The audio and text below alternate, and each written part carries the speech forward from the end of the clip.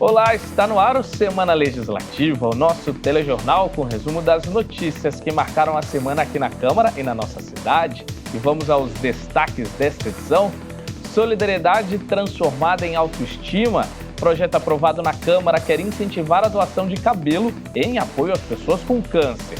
Ainda sobre projetos aprovados, São José dos Campos e Monteiro Lobato devem firmar um termo de cooperação conjunta para auxiliar no desenvolvimento das duas cidades. Homenagem na Câmara reconhece o trabalho de pessoas e entidades que acolhem pacientes internados em hospitais. Vai viajar neste fim de ano? Então preparamos para vocês dicas importantes para não ter dor de cabeça ao deixar a casa vazia e pegar a estrada. Confira os assuntos debatidos em plenário e os projetos aprovados nos nossos resumos das sessões. E também vamos mostrar a beleza da cultura de montagem dos presépios. Tradição encanta fiéis e mantém vivo o espírito natalino. Seja muito bem-vindo, o Semana Legislativa está no ar.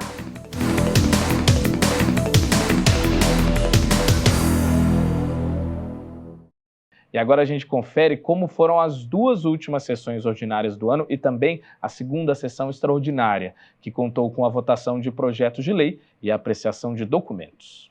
Foram duas sessões em um dia, a 77ª e a 78ª, além de uma extraordinária, a segunda do ano. Tanto a 77ª quanto a extraordinária foram dedicadas à apreciação e votação de projetos de lei. E entre as propostas aprovadas está a matéria enviada pela Prefeitura que autoriza o parcelamento de débitos da Prefeitura com o Instituto de Previdência do Servidor Municipal. Foram 10 votos favoráveis, 9 contrários e 2 abstenções. O projeto define que os débitos referentes a novembro de 2021 até dezembro de 2022, somados em R$200 milhões, serão pagos em 60 parcelas. Só lembrando que a Prefeitura deve 320 milhões ao Instituto e em 2022 foi autorizado o parcelamento dessa dívida em 20 anos.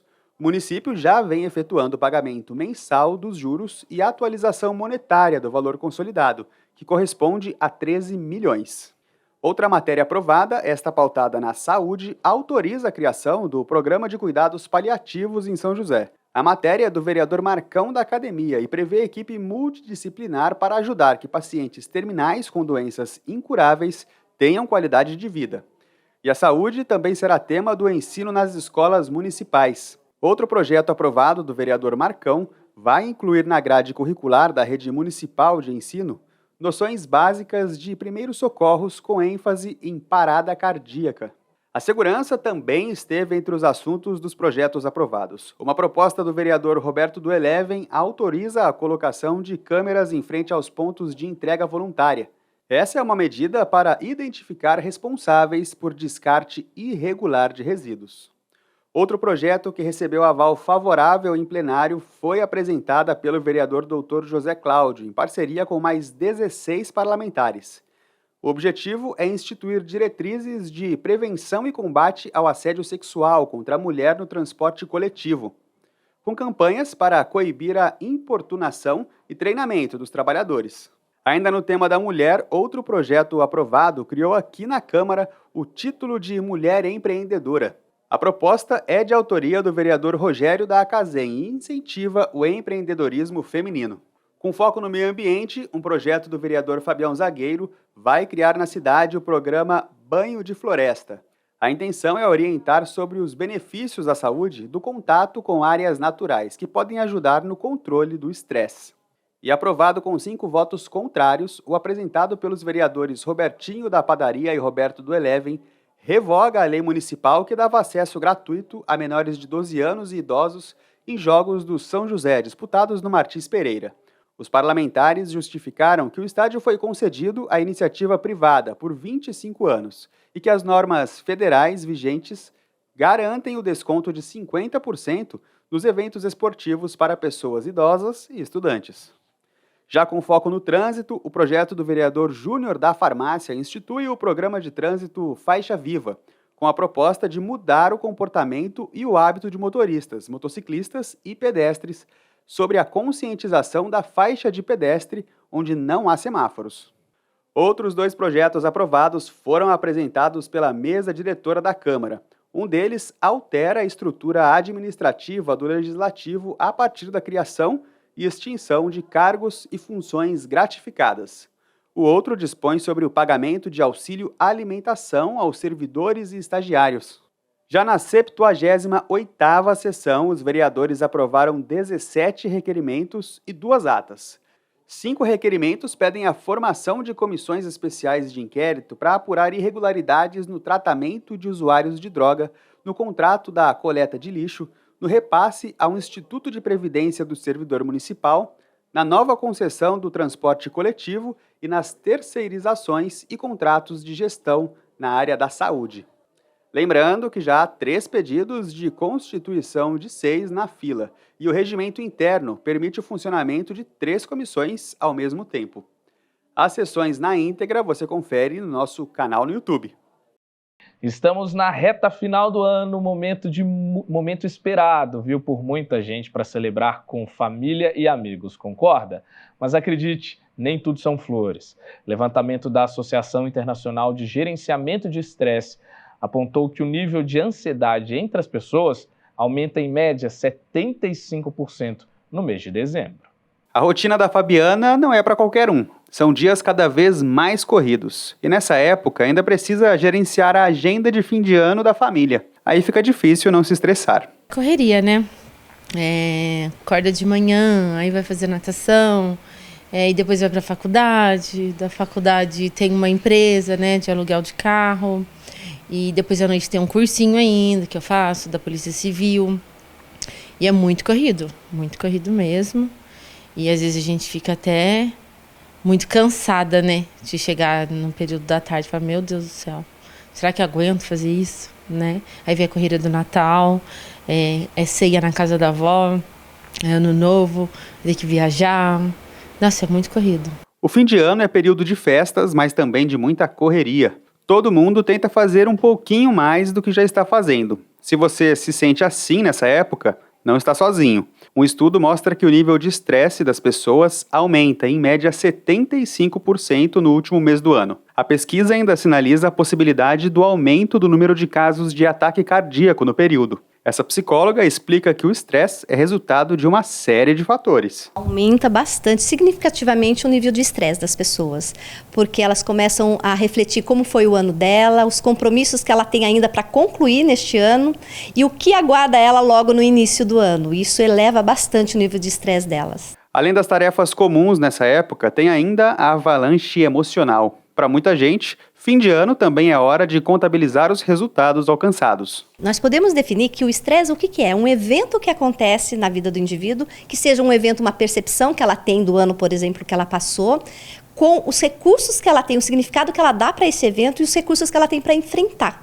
Se ela não tem um recurso bom, que seja várias técnicas que ela possa existir na vida dela para gerar bem-estar, esse evento vai causar um pico de estresse nela e que vai, muitas vezes, abaixa a imunidade, então fica mais disponível, mais exposta a doenças, a resfriados ou qualquer outra doença que prejudique ela, o corpo dela. A comportamental, ficam os nervos, que a gente chama os nervos à flor da pele. Então, essa é uma das coisas que a gente percebe muito no final de ano. A Fabiana, que nós vimos no começo da reportagem, diz que resolve um problema de cada vez. Agora, se preocupou em montar a árvore de Natal. E a solução para os próximos problemas, ela vai encontrar pelo caminho.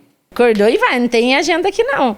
Eu vou aí, é na correria mesmo, faz aqui agora e assim vai indo. E às vezes surgem outras coisas, a gente faz também. O estresse cotidiano também é percebido e vivido pelos vereadores. Mas em meio à preocupação com o que foi planejado para 2023 e o que esperar de 2024, a recomendação para a população é simples: viver o presente e celebrar as festas de fim de ano.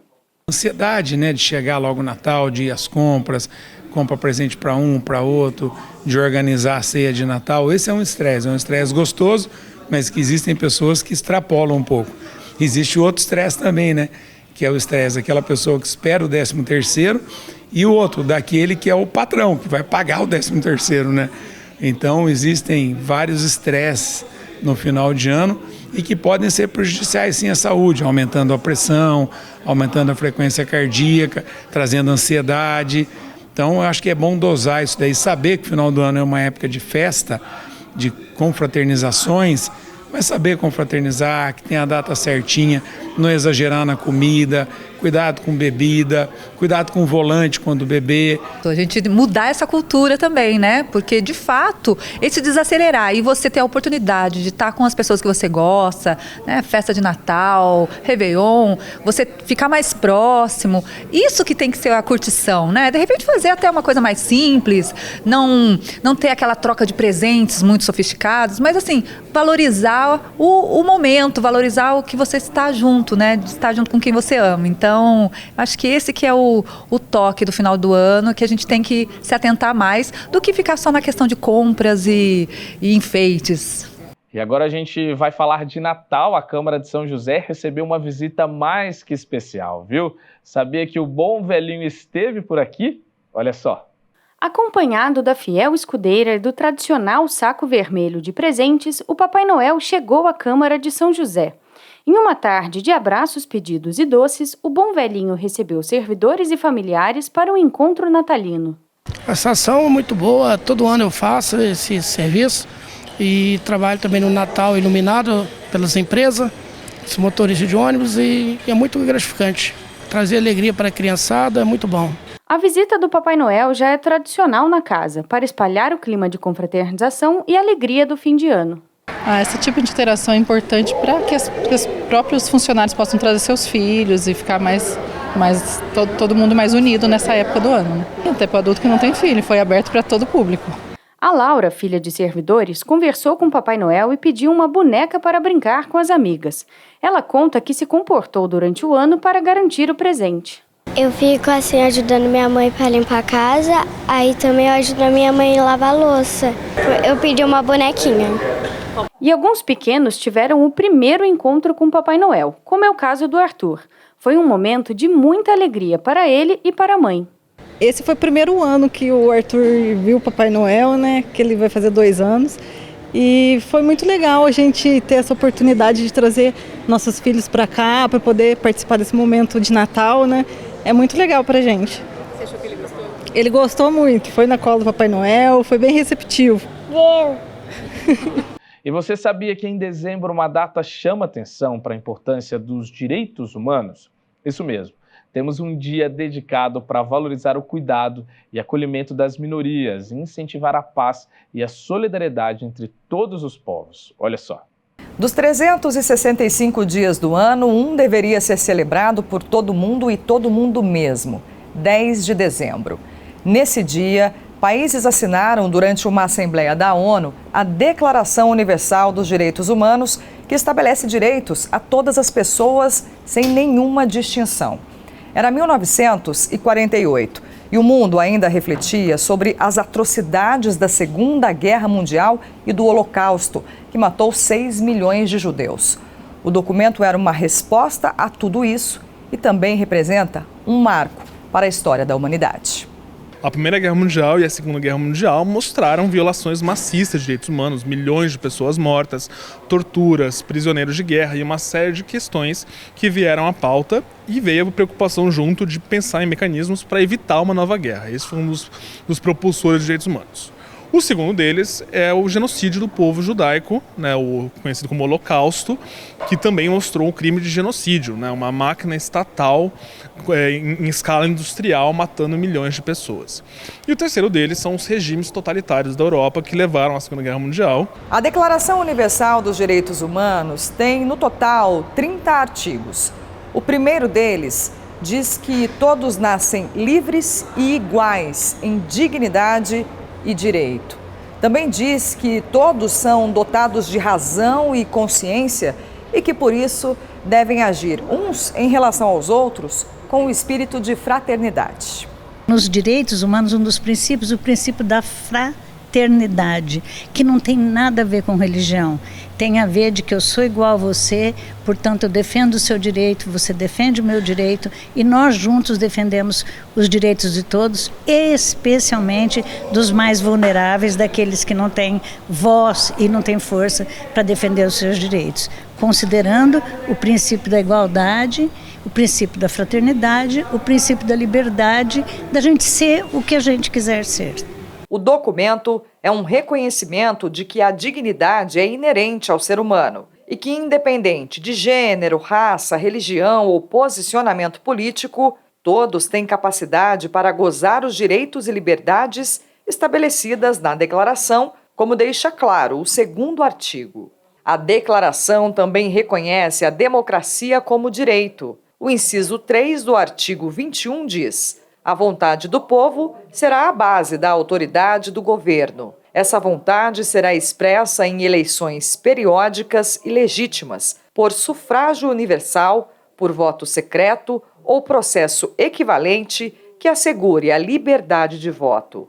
Na prática, esses direitos são respeitados a partir do momento em que as regras dos países são criadas com base na Declaração.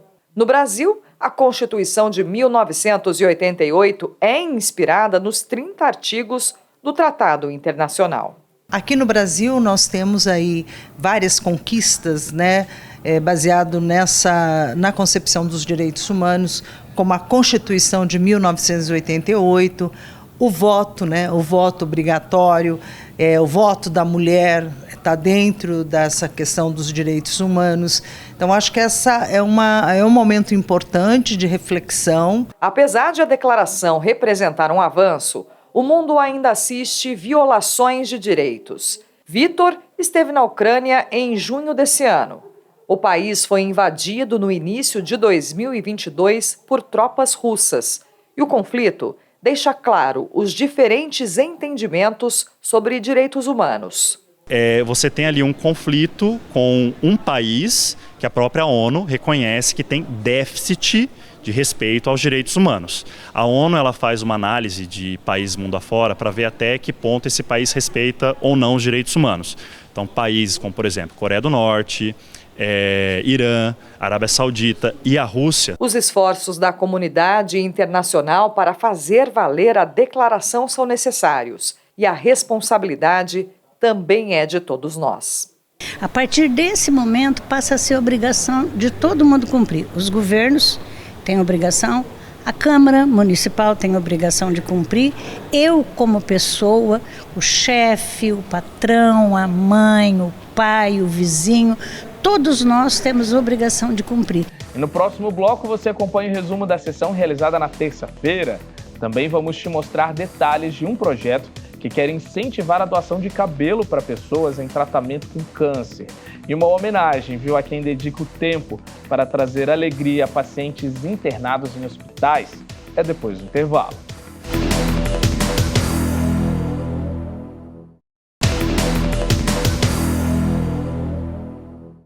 E o Semana Legislativa está de volta.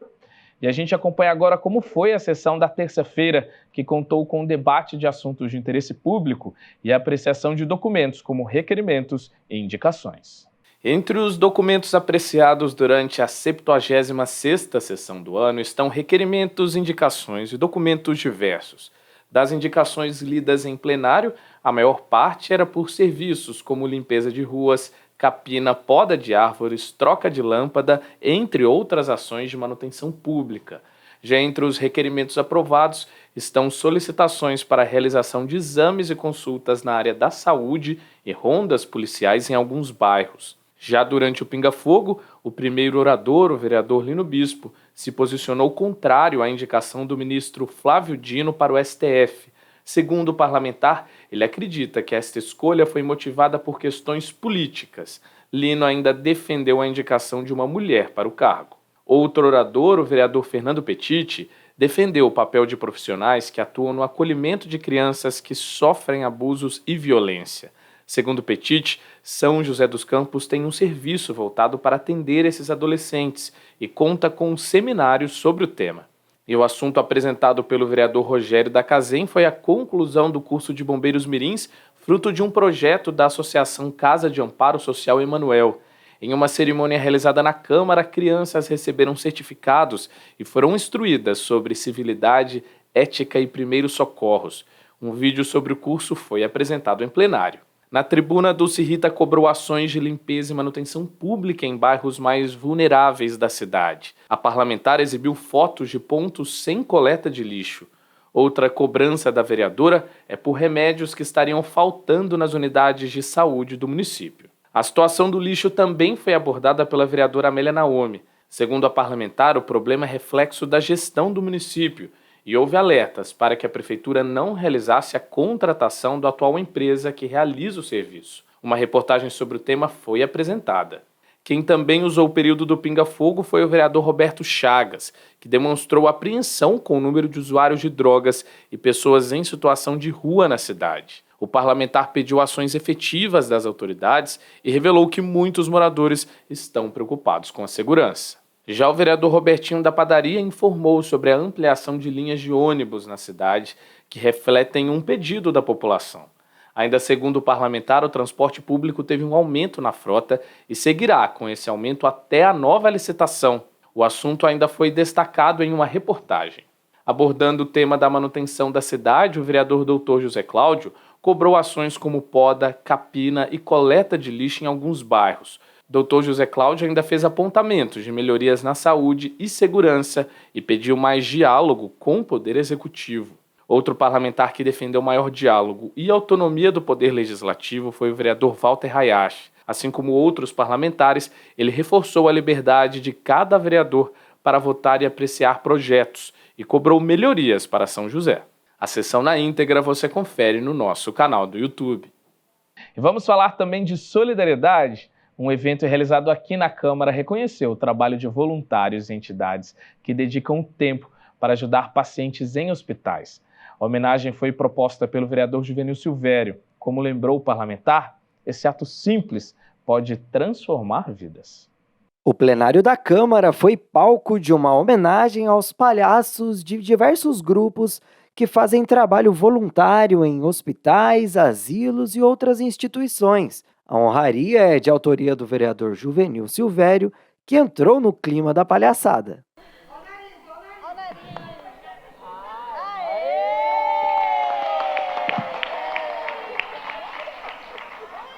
Agora pode falar. Espera aí, deixa eu ajeitar aqui. Aí.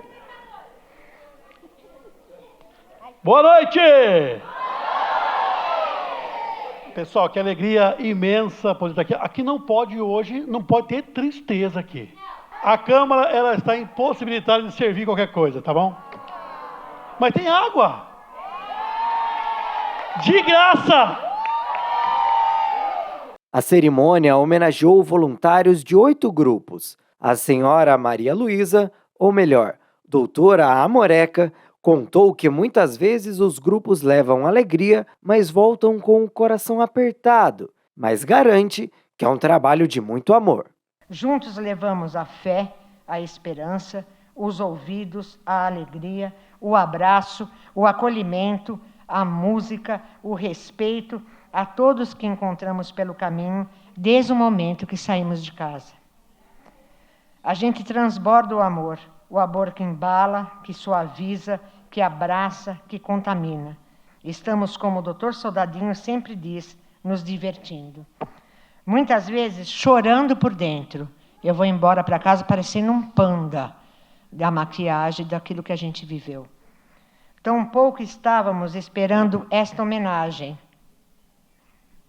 Mas é muito gratificante saber que nosso trabalho voluntário é reconhecido. Outra palhacinha, a doutora Paçoca Riso, destacou que descobriu que o nariz vermelho tem poderes de abrir portas, corações e sorrisos. Quando eu estava nascendo, eu ficava me perguntando como podia um nariz vermelho abrir tantas portas, até mesmo as de portões automáticos. Eu ficava me perguntando, como podia também um nariz vermelho abrir corações, sorriso e se conectar com as outras pessoas? Porque não é isso que a gente faz? É incrível como esse nariz faz isso. Palhaços muito antes mesmo da gente existir, da gente nascer.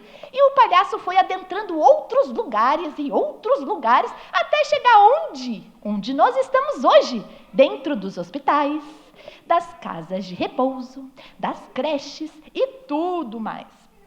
E com um chapéu bem divertido, o Dr. Barriguinha agradeceu os amigos palhaços, soltou o gogó e deixou uma mensagem de esperança. Eu fico com a pureza da resposta das crianças. É a vida e é bonita viver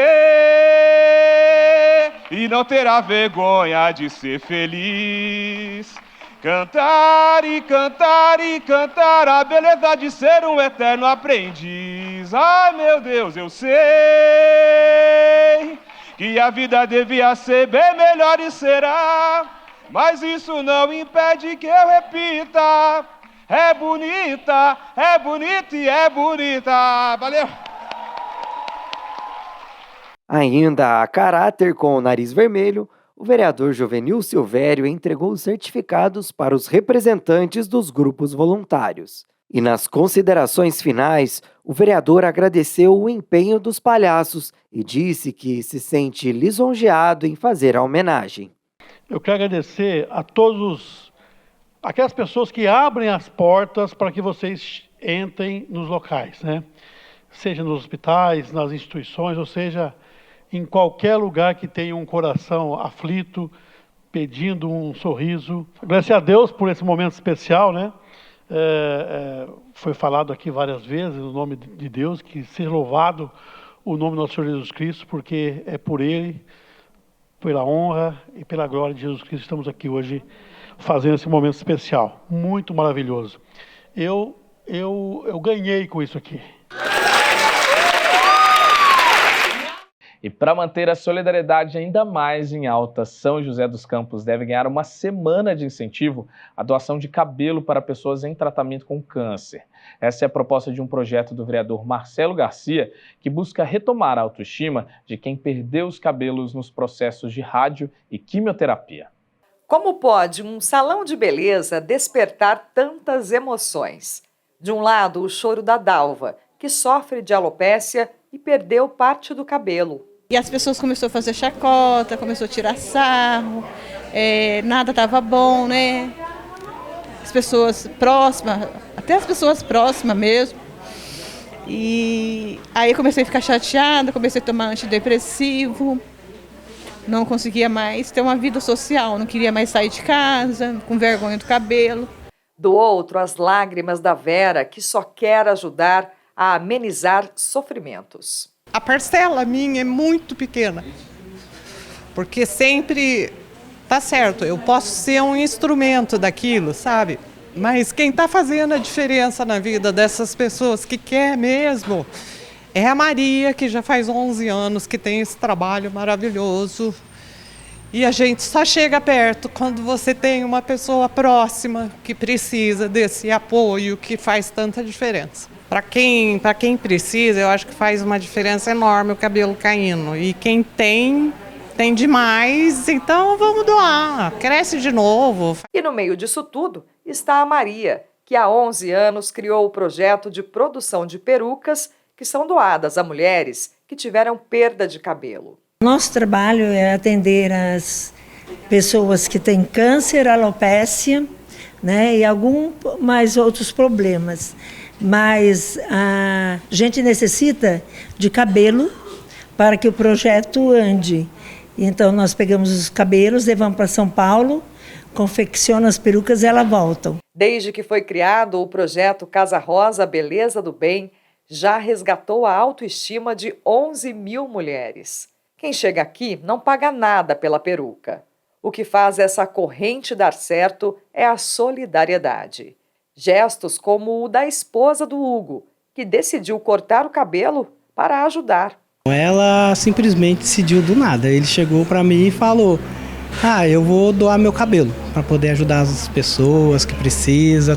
coisa eu já escutei falar sobre vender o cabelo. Não, eu não quero vender o cabelo, eu quero doar o cabelo para outras pessoas poderem usar. Onde que eu trabalho, a gente tem pessoas com câncer que necessitam de peruca, essas coisas. A gente vê os gestos das voluntárias nossas, como que elas ajudam todas elas, né? É muito bonito isso aí. Para fazer esse movimento crescer, a Câmara Municipal aprovou o projeto de lei do vereador Marcelo Garcia, que instituiu a Semana de Incentivo à Doação de Cabelo a pessoas carentes em tratamento de câncer. A proposta é conscientizar a população sobre a importância de ajudar a recuperar a autoestima das pacientes que não têm condições financeiras.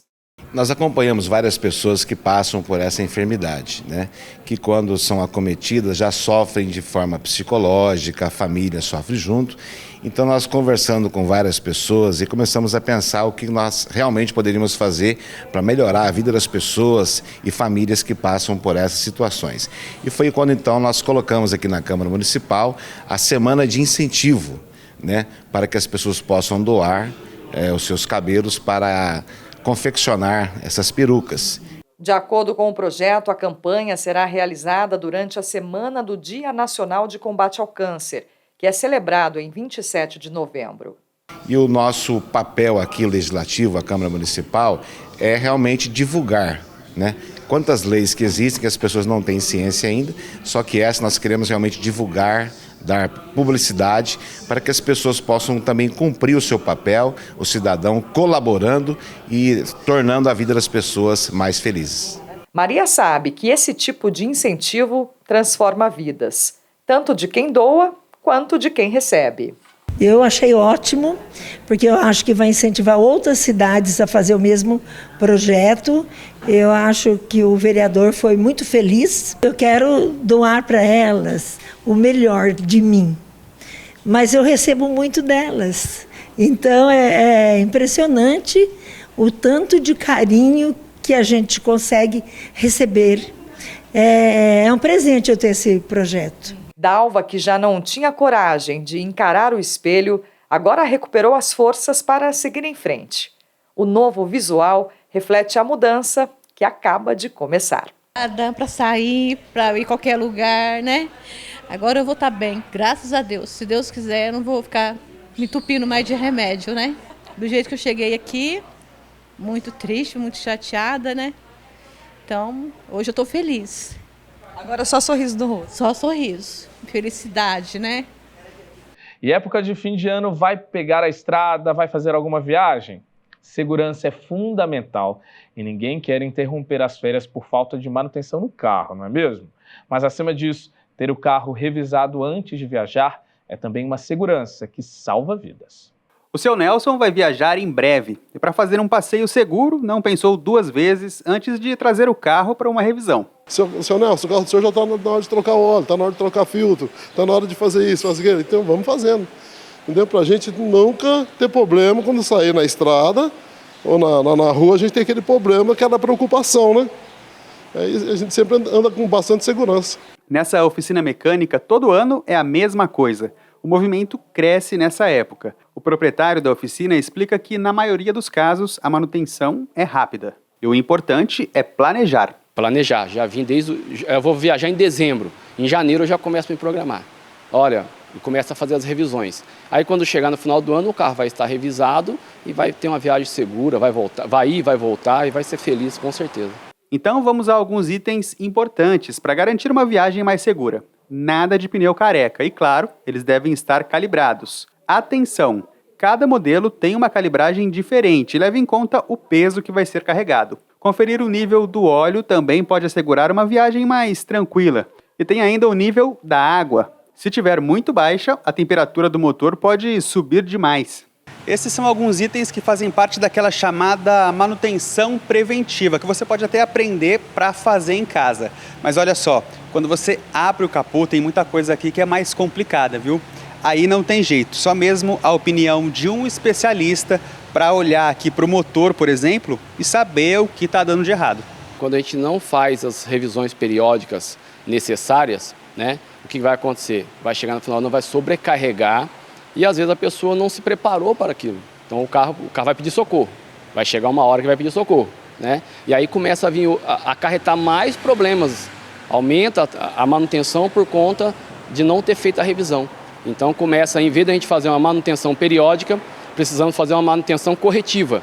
É aquela que houve uma quebra, então fica bem mais caro, pode ter certeza. A segurança no trânsito também é um assunto debatido na Câmara. Os vereadores alertam para a necessidade de conscientização sobre a manutenção preventiva dos carros antes de qualquer viagem. É muito importante, né? A Comissão de Transporte sempre está criando políticas públicas para que o cidadão ele possa observar regras, né, para um trânsito seguro e também, né, observar os seus automóveis, né, não só no passeio diário do dia a dia da cidade, mas também quando ele se preparar para viagens. Muitas pessoas não sabem ver o pneu careca, né, ele não tem essa autonomia. Então, é passar numa especializada, fazer a troca dos pneus. Parte da prefeitura é deixar uma cidade bem sinalizada, cuidar de todas as partes de segurança do trânsito. Aí tem o outro lado, que é o motorista, não é? Que deve fazer a parte dele com relação ao veículo. Não é? Cuidar da manutenção do veículo, né? Estar realmente cuidando da questão de velocidade, de dar a preferência para o pedestre. E a gente continua a falar dos cuidados nas férias no próximo bloco. Para quem vai ficar um longo tempo fora de casa, vamos trazer algumas dicas. Também vamos te mostrar como vai funcionar o termo de cooperação entre Monteiro Lobato e São José, fruto de um projeto de lei, e como a tradição dos presépios ainda cativa muita gente. A gente volta já já.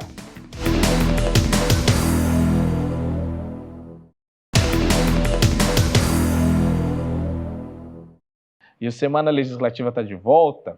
São José e Monteiro Lobato vão passar a ter uma gestão mais próxima. É que uma proposta aprovada firmou um termo de cooperação entre as duas cidades. Isso vai permitir que os municípios possam criar atividades conjuntas de interesse público, além do repasse de verbas para ações de desenvolvimento. Um projeto de lei aprovado na Câmara pretende estreitar os laços entre São José dos Campos e Monteiro Lobato, através de um termo de acordo de cooperação mútua. O objetivo é facilitar o acesso dos munícipes em atividades de interesse público, sem a necessidade de repasse de recursos financeiros entre as cidades. Muitos trabalhos que Monteiro Lobato faz, poderá fazer também com a participação do serviço de São José dos Campos e vice-versa. Visto que Monteiro Lobato, quando a gente vai para São Francisco, a gente passa por Monteiro Lobato. Então, muitas vezes eles têm algumas demandas que nós podemos fazer e, como eu falei, vice-versa. Então, esse protocolo, esse projeto de lei vem dar segurança jurídica tanto para a cidade de Monteiro Lobato como para a cidade de São José dos Campos, quando se utilizar desse mecanismo de ajuda mútua. Segundo o projeto de lei, o acordo de cooperação prevê o apoio mútuo nas áreas de saúde, segurança e desenvolvimento tecnológico. Outra questão importante é a cooperação entre as defesas civis e monitoramento de áreas de risco, o que deve ajudar na segurança do trânsito da SP-50, rodovia que liga as cidades.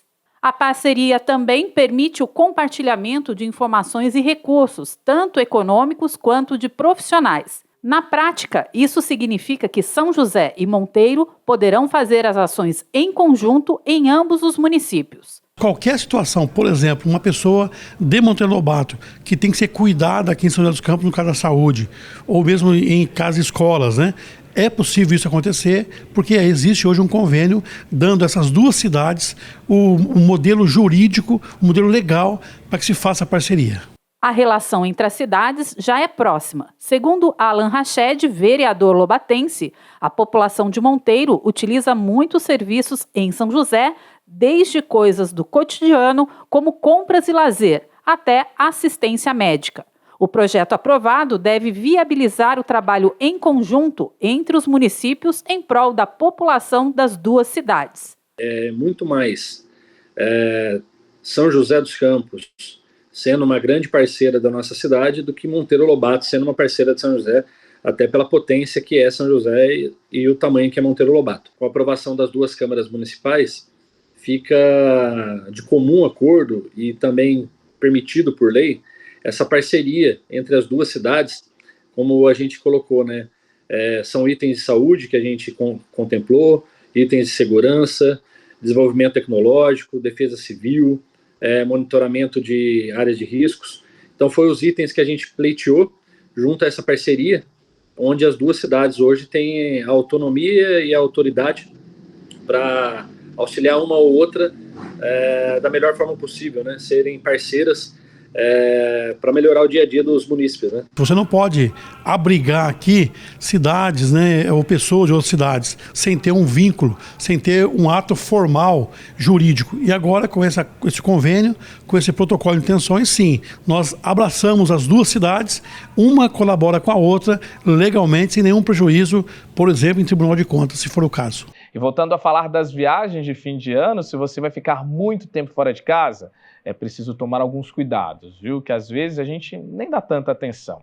Isso vale para evitar acidentes, economizar nas contas e também se proteger das ações de bandidos. Então, para não ter dor de cabeça durante ou depois da viagem, dá só uma olhada nessas dicas. Até o dia 20 de dezembro, essa casa de cafés e vinhos de São José dos Campos vai estar bastante movimentada. E os funcionários já estão preparados para receber os clientes. Depois disso, a equipe ganha folga de uma semana. É que durante as festas de fim de ano, o local vai estar fechado. Nesse período, o estabelecimento segue vigiado pelas câmeras de monitoramento para evitar tentativas de furto. Fora as câmeras internas que nós temos aqui, né? Nós contamos também com as câmeras externas, que se trata de um prédio comercial, né? Então nós já temos essa segurança das câmeras e vigilância de 24 horas, que dá esse apoio para nós. Cuidados necessários de acordo com a Polícia Militar. Nesse período, por conta das viagens, é comum que imóveis comerciais ou residenciais fiquem vazios. Por isso é importante seguir orientações para evitar surpresas. Esse tipo de criminoso, ele sempre trabalha com informações. Ele observa quem vai ser a próxima vítima. Então, quando você utiliza a sua rede social para passar esse tipo de informação, você está munindo esse criminoso e facilitando a ação dele. A segunda dica é, quando você for sair da sua residência, evite colocar o seu carro na calçada ou próximo da rua, e você colocar as suas mochilas, as suas malas de viagem no porta-mala lá fora.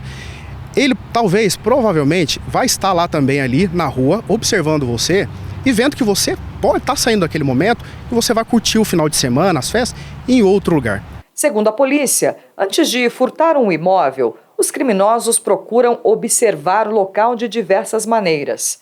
Assim, o tenente recomenda desligar telefones fixos e interfones e deixar as chaves com uma pessoa de confiança. Nas ruas, a polícia mantém o patrulhamento e afirma que a tecnologia também tem sido uma aliada da segurança.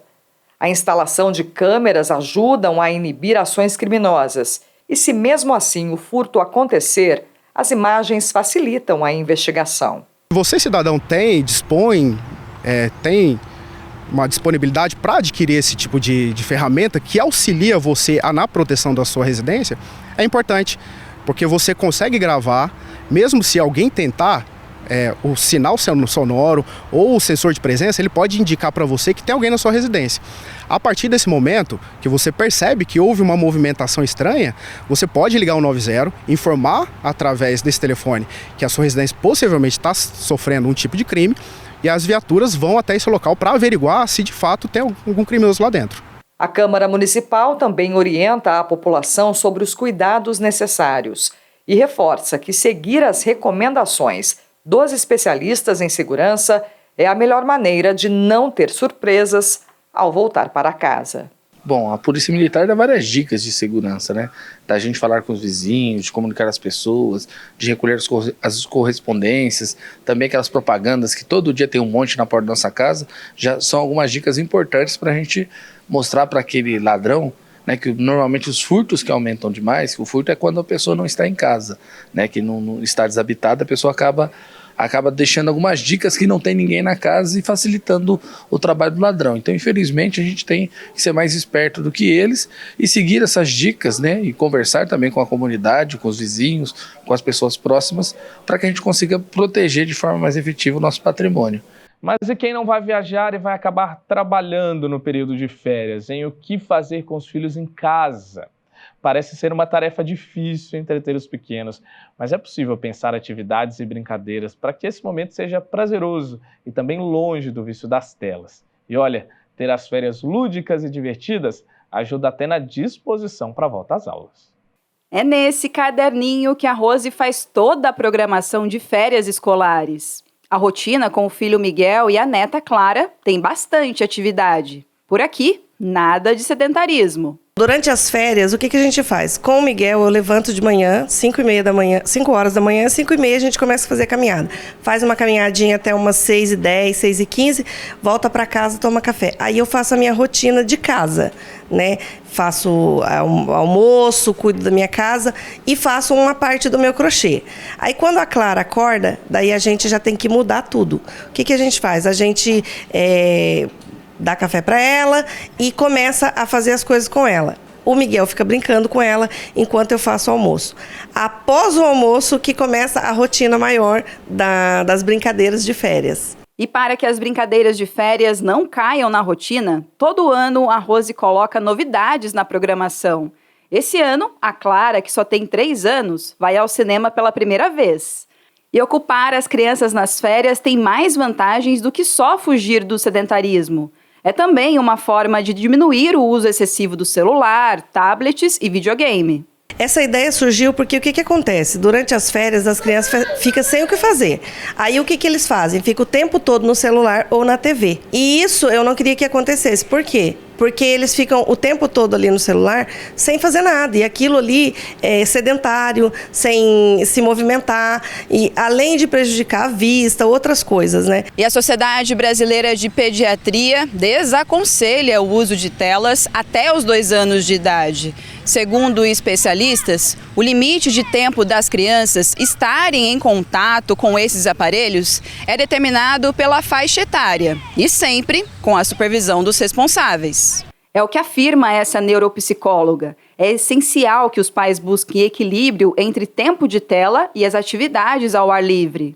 É importante, se o pai tem alguma coisa para fazer, né, e aquela criança não tem com quem ficar e não tem uma outra possibilidade, a gente pode deixá-la nas telas de acordo com o tempo que é indicado por dia para aquela criança estar na tela, né? Então a gente tem que tomar muito cuidado para limitar esse tempo. Claro que nas férias a gente pode flexibilizar um pouco mais isso, né? Então eu não vou ter tanta rigidez, mas eu também não posso esquecer que essa criança precisa brincar, né? Ela precisa ter tempo com a família, ela precisa ter tempo ao ar livre. Outra dica dos especialistas é estimular a criatividade. Além das atividades físicas, é importante propor brincadeiras e jogos lúdicos que aguçam a imaginação. Porque hoje as crianças perderam muito a capacidade até de brincar e de ter criatividade, né? Porque justamente está tudo muito estruturado, na escola as coisas são mais estruturadas, nas telas está tudo pronto, né? Então a gente precisa incentivar eles a voltarem às nossas origens, né? Então apresentar brincadeiras desse tipo. Outra coisa muito importante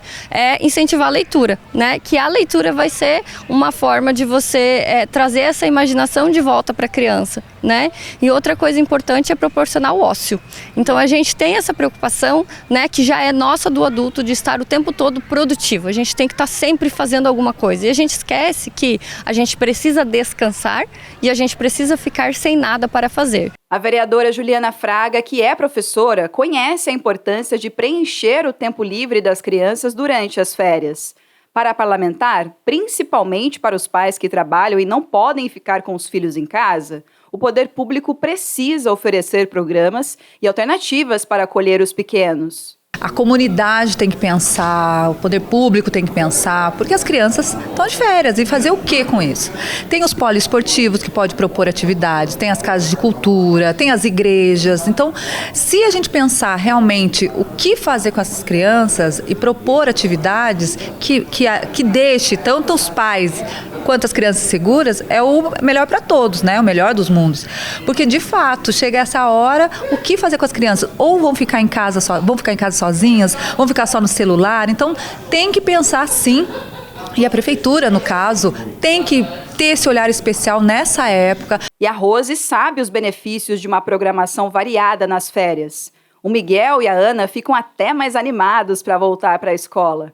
Afinal, eles têm muita história para contar sobre o que fizeram. Eu sinto assim que ele leva isso para a escola e conta para os colegas, aí os colegas acabam pedindo para a mãe fazer também, né? E o que acontece? Eles ficam mais felizes, eles ficam mais cansados, aí à noite dormem melhor. Então tem tudo isso, eu vejo um ganho muito grande. E também não deixa de ter um aprendizado durante as férias. E para fechar a semana, a gente fala de uma tradição que não pode faltar em nenhum Natal, a montagem do presépio. Ele tem um valor de fé muito grande, além de encantar pelo significado e criatividade. Claro que a gente foi conferir histórias de pessoas que se dedicam a montar presépios e também mostrar por que esse traço da cultura religiosa comove tanta gente. Há 62 anos, um elemento não pode faltar na decoração de Natal da casa da Dona Odete, o presépio. Olha, menina, comecei assim, dentro de casa, eu morava numa casa pequena e uma tia minha me deu umas imagenzinhas. O meu filho, que lá é meu filho mais velho, ele era pequenininho. Montei, era uma casinha com 2 cômodos, montei no cantinho do quarto, assim, um presépio pequenininho. Simplesinho, só em cima de uma mesinha. Daí eu fui aperfeiçoando. Dali eu mudei em outro lugar, eu já fazia na sala, maiorzinho. Depois eu mudei aqui na Avenida Perseu, fazia na varanda, na frente da avenida ali, fazia na varanda. E daí mudei para cá, continuo. A tradição dos presépios começou na Itália no ano de 1223. São Francisco de Assis montou a primeira representação em uma gruta para ajudar os fiéis a entenderem o nascimento de Cristo. Na montagem, há uma simbologia, como a presença do menino Jesus, que demonstra a grandeza de Deus apresentada na fragilidade de uma criança. Os animais, eles representam a força da natureza, representam a simplicidade de onde Jesus nasceu. A família de Jesus, Maria e José, é claro que Jesus ele precisava nascer de uma família. E aí tudo isso traz a iniciativa de Deus, de enviar o seu filho, de enviar o menino Jesus, dizendo para nós o seguinte: o homem ele é frágil, mas ele tem o poder de mudar o mundo através do amor, através da mensagem que o evangelista Lucas e os outros evangelhos também trazem. Depois de mais de 6 décadas, a Dona Odete está passando a tradição do presépio adiante. Já são 5 filhos, 11 netos e 7 bisnetas para colaborar. E ela fica observando a montagem em casa, garantindo que cada figura esteja no lugar certo. Nesses momentos, ela sente a felicidade do Natal em família. Antes eu montava ele sozinho. Agora quem monta é minhas filhas. Minhas filhas, o genro, eles que montam. Porque eu agora só fico olhando, sento ali e fico olhando eles montar. Mas antes eu fazia tudo sozinho, preparava tudo. Sabe? Eu pintava papel para forrar, fazia tudo sozinho. Saía atrás de pinheirinho, pintava galho de árvore para fazer árvore de Natal para pôr no presépio, eu fazia tudo só. Só que agora passei a tarefa para os filhos. O vereador Juvenil Silvério também segue a tradição dos presépios com a família. Para o parlamentar, a simbologia proporciona momentos de união e carinho na época de Natal. Olha, eu como cristão, sou católico, tenho essa prática de todos os anos. A minha mãe fazia isso. Todos os meus familiares têm em casa uma árvore de Natal, um presépio. E no último dia 25 de dezembro, coloco ali o bebezinho, né, representando Jesus. Então, não só a cultura do presépio é muito linda, maravilhosa, tem que ser mantida mesmo, mas também ele aproxima as pessoas nesse sentimento, nesse momento especial que é o Natal, que é muito bom poder estar com as famílias, e o presépio representa essa unidade das pessoas. E o Semana Legislativa fica por aqui, mas continue ligado na nossa programação. Se você quiser rever o nosso programa, é só acessar a nossa página no YouTube, o @TV Câmara SJC. Lembrando que também estamos no Instagram, viu? Então segue a gente, o @TV Câmara SJC. Um bom fim de semana para você. Até mais!